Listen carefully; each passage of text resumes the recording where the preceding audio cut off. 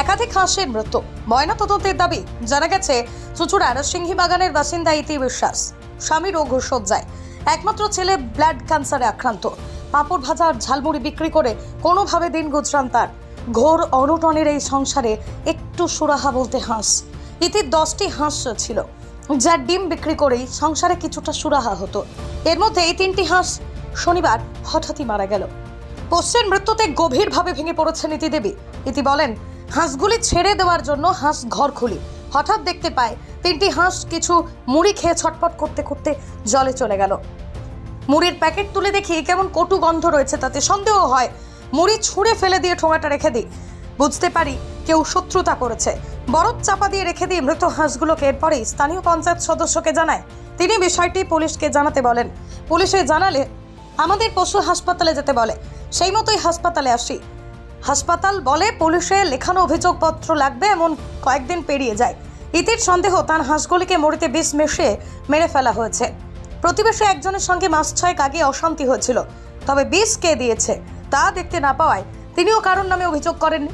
তবে হাঁসগুলোকে যে খুন করা হয়েছে তা নিশ্চিত হতে তিনি ময়নাতদন্ত চেয়েছিলেন। বিষয়টি জানতে পেরে বুধবার হুগলি জেলা পরিষদের মৎস্য প্রাণী সম্পদ দপ্তরের কর্মাধ্যক্ষ নির্মাল্য চক্রবর্তী ইতিকে নিয়ে থানায় যান। সেখানেই ডায়েরি করানো হয়। পরে তিনি পশু হাসপাতালেও নিয়ে যান ইতিকে।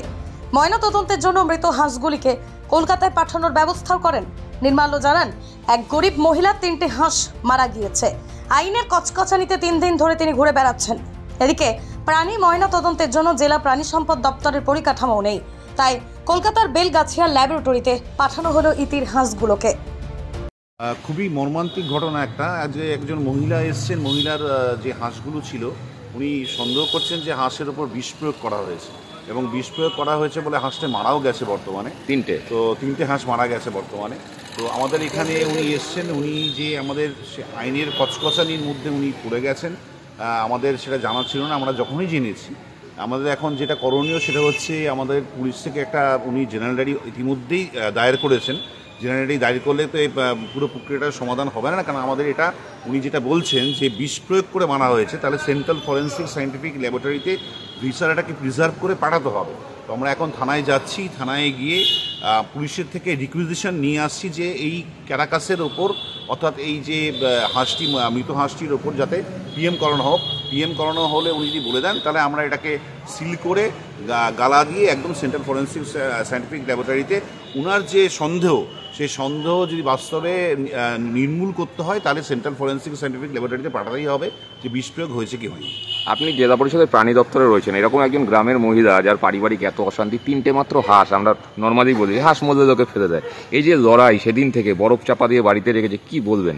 আমি ওনাকে সত্যি কুর্নিশ জানাই, কারণ অনেক শিক্ষিত মহিলা, অনেক শিক্ষিত লোক এই যে এত কঠিন পদ্ধতির মধ্যে এবং 3 দিন ধরে উনি এরকম কষ্ট করে আছেন এবং কষ্ট করে এই ন্যায় চাইছেন যে হাঁসটি সত্যি মারা গিয়ে যদি থাকে বিষ প্রয়োগের দ্বারা, তাহলে উনি সেটাই জানতে চাইছেন। এই জানার মধ্যে ওনার কোনো অন্যায় নেই।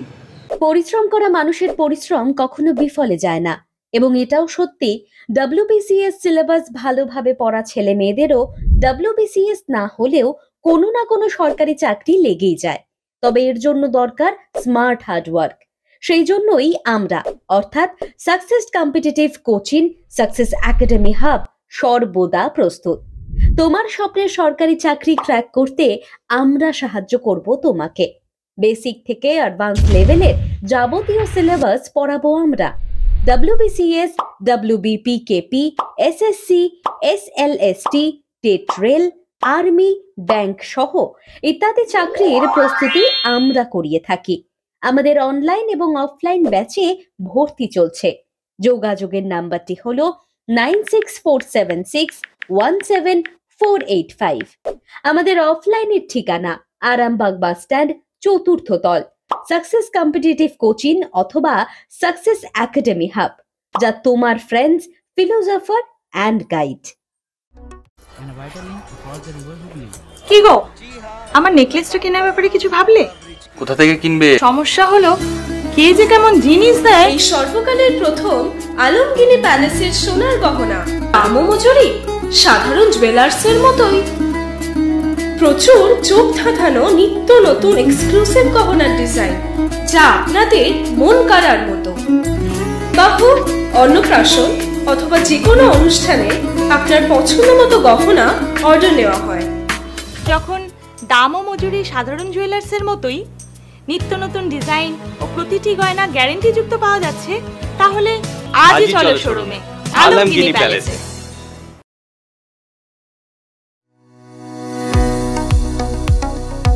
কতুলপুরে সর্বপ্রথম এমআরআই পরিষেবা যুক্ত 110 বেডের মাল্টি স্পেশালিটি হসপিটাল হল মেডিকেয়ার জেনারেল হসপিটাল। স্বাস্থ্যসাথী মান্যতাপ্রাপ্ত এই হসপিটালে রয়েছে AC, non AC cabin, modern OT, ICCU, NICU, micro surgery, dialysis বিভাগ, ব্রেন ও spine surgery, cancer surgery, lift সহ নানান পরিষেবা। এছাড়াও রয়েছে সিটি স্ক্যান পরিষেবা যুক্ত নিজস্ব ডায়াগনস্টিক সেন্টার, ডক্টর চেম্বার্স, ওষুধের দোকান সহ 24 ঘন্টা অ্যাম্বুলেন্স পরিষেবা। 24 ঘন্টা অ্যাক্সিডেন্ট এমার্জেন্সি, রোগীর সুচিকিৎসা, সুপরিষেবা এবং সুস্বাস্থ্যই হল আমাদের মূল লক্ষ্য।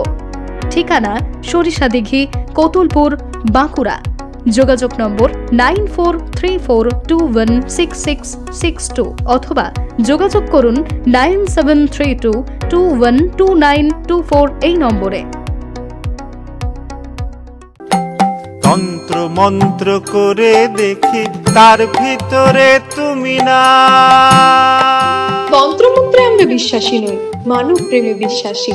মানবতার বীজ বপনে 24 থেকে 28 জানুয়ারি আমরা আয়োজন করেছি আন্তর্জাতিক গোসাই পরবের। পঞ্চম বর্ষে তিঘুরির মাঠে পরবে থাকছে এদেশের পাশাপাশি বাংলাদেশ, রাশিয়া, জাপান সহ বহু দেশের বাউল পুকিরা। থাকবে পুরুলিয়ার ছোয়ের মুখোশ থেকে খোয়াইয়ের হাট, হস্তশিল্পের সম্ভার, বাংলাদেশের নকশি কাঁথা, পিঠে ফুলের স্টল। মানুষের মধ্যে ঈশ্বরের অস্তিত্ব খুঁজতে সামিল হন আমাদের সকলের উৎসবে। শাস্ত্র গ্রন্থ পড়ি যত, আরো দূরে সরে যাই, আরো দূরে